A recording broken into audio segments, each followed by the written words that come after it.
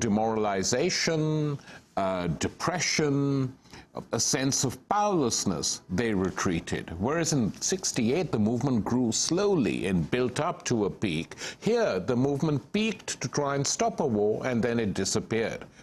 Well, you mentioned the massive protests in 2002 and 2003. We also had in this country massive protests just a year or two ago of unprecedented protests of immigrants in the country over attempts to create much more draconian laws against immigrants. Yet, again, that movement too rose and then dissipated, and there hasn't been any significant continuity. Could it be that part of the problem is that there's been much less emphasis on the need for strong, radical, and revolutionary organizations to move from one massive uprising to another, to be able to provide some kind of accumulated strength to the progressive movement? Well, I think that is a part of the problem, is that there is no political organization, radical or otherwise, which can actually take these movements forward, except in Latin America.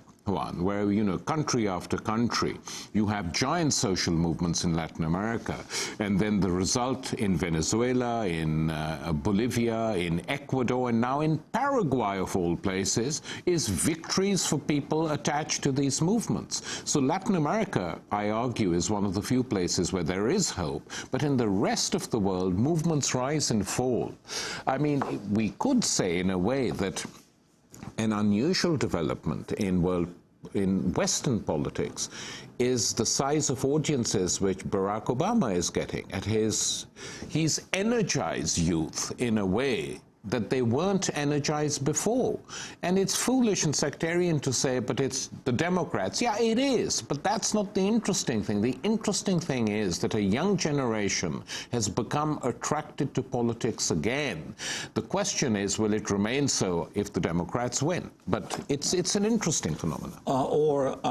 But then the issue is, are they attached to normal Democratic Party politics, or are they attached to some kind of a real, a potential social movement? That's the big issue is in terms of the presidential race. It's you know, the strength of this campaign for Obama has been that people think he is offering something different, that this will mark a break. And of course, on one level, his race, it will mark a phenomenal break if he's elected.